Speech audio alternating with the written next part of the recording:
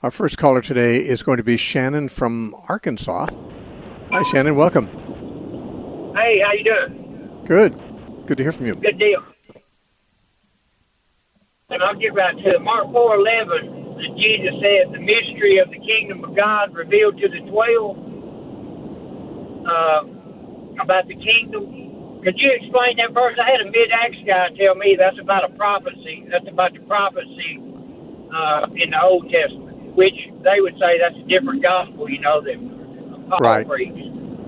Right. Yeah, could you go over that, please? Sure. I'll be glad to talk about it. The mid-Acts dispensationalists that you mentioned, they believe there's a different gospel that is to be preached today than the gospel that Jesus and the early apostles preached. They acknowledge that Jesus preached a gospel of the kingdom. They believe that the early apostles, Peter, James, and John, and those guys, they also preached the gospel of the kingdom. But that, in the middle of Acts, when Paul became an apostle and began to preach, he had an entirely different gospel. And it was the gospel of grace. So they'd make a distinction between the gospel of the kingdom, which they say Jesus and the early apostles taught, and on the other hand, the gospel of grace, which they say Paul taught. Now, they believe that for this present dispensation, the gospel of grace is the appropriate gospel. So we should be preaching the gospel as Paul did, not as Jesus did or the early apostles. On this view, of course, nothing in the Gospels, at least in terms of instructions, are applicable to us in this dispensation. So the Sermon on the Mount, the teachings of Christ in general, are not directly relevant to us, and they're not for us. They were for the Jews who Jesus thought would welcome the kingdom. That's what they say. But the Jews did not, and therefore those teachings of Jesus were postponed until the kingdom comes at the second coming of Christ. Apparently the apostles in the early chapters of Acts are thought to have made the same mistake that Jesus made, that the Jews, that the gospel he preached was only going to be true if the Jews were receptive to it. I don't know of anything in the Bible, actually, that says that the truthfulness of the gospel has anything to do with any number of people accepting it, Jews or Gentiles. So this is an assumption they make, but it's an assumption based on, nothing in the Bible, at least. Now, the idea of the gospel that Paul preached being different, they would say that this does not involve the kingdom. It's a gospel of salvation. It's a gospel of grace, and that we shouldn't preach the gospel that that Jesus preached or the early disciples, because if we do, we're in the wrong dispensation. I would love to see some evidence that this claim has merit.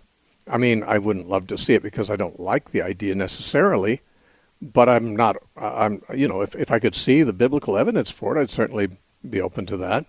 But it simply doesn't have any biblical evidence. By the way, I'll answer your question directly in a moment from Mark chapter 4, but I will say that for those who are inclined to think that Paul and Jesus spoke different gospels from each other, I would recommend a document that I have posted online that compares Jesus' teaching with Paul's on 15 of the major things that they taught about, side by side in 2 columns, and show that they taught exactly the same things on every subject that they discussed.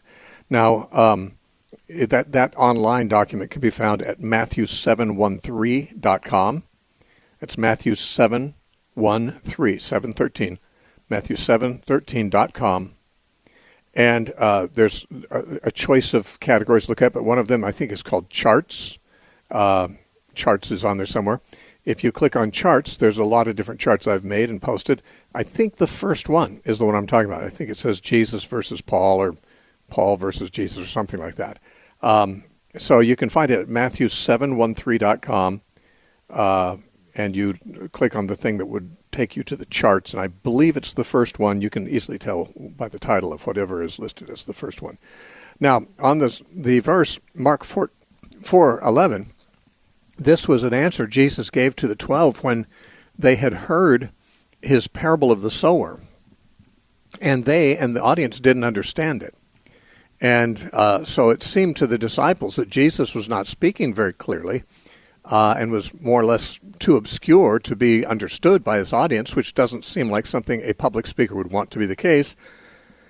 And the reason it was obscure is because he spoke in parables. And these parables would begin with the words, the kingdom of God is like this. And but then what it's like would be something that was not obviously meaningful to the kingdom of God. Sower sowing seeds, a woman making dough, putting leaven in the dough, the planting of a mustard seed, it grows into a tree. I mean, what do these things have to do with the kingdom of God? Well, the disciples thought Jesus could be somewhat more lucid if he avoided being so obscure with these parables. And they said to him, why do you speak to these people in parables? And he said to them, to you it has been given to know the mystery of the kingdom of God. But to those who are outside, all things come in parables.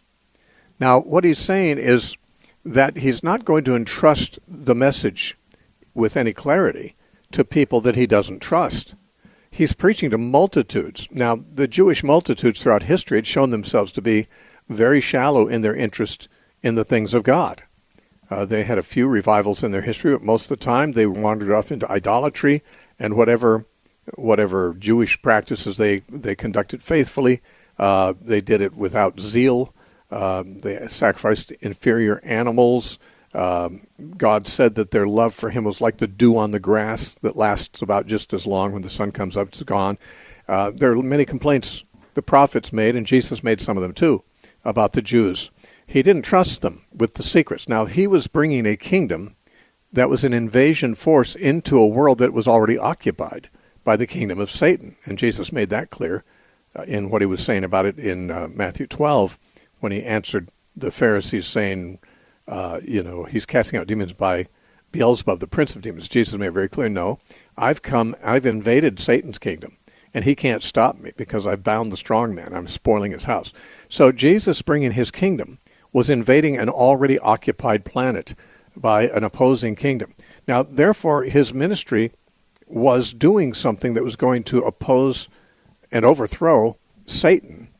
And he didn't want Satan and his loyalists to understand it. Paul says in 1 Corinthians chapter 2 that the rulers of this world did not understand the secret wisdom of God in a mystery. Here, Jesus uses the word mystery in this verse 2 that you're talking about. Paul said it's something revealed to the apostles by the Spirit, but he said the enemies were not allowed in on it, lest, he says, or else they might not crucify him. See, the secret plan was for Jesus to overthrow Satan by being crucified. But if Satan understood that, well, then Satan might not do it.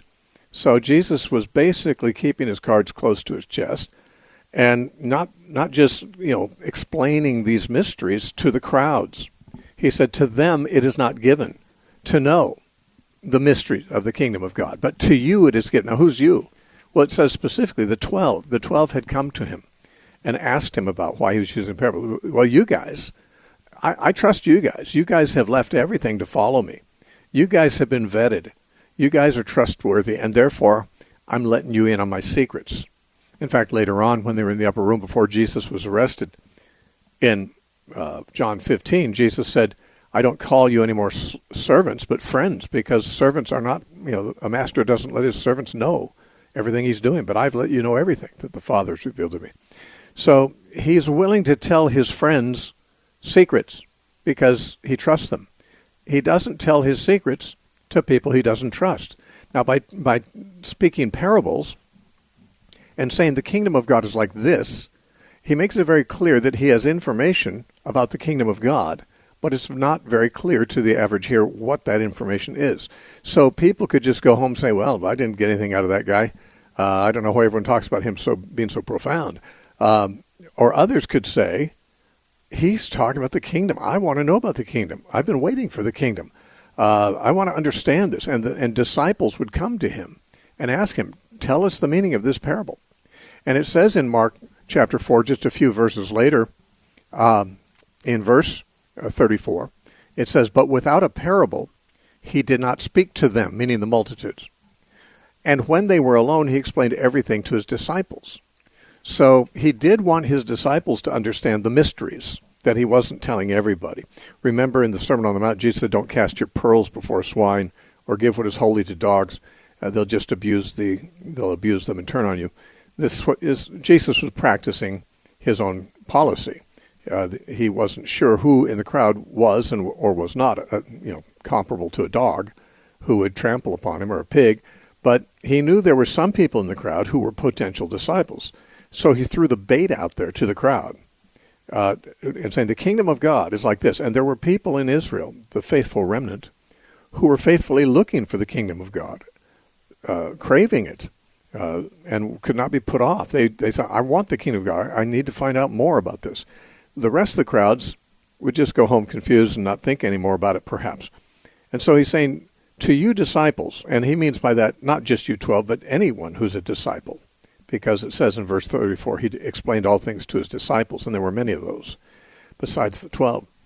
But the disciples all had one thing in common. They had left everything to follow him, and therefore they could be more trusted than, the faceless masses.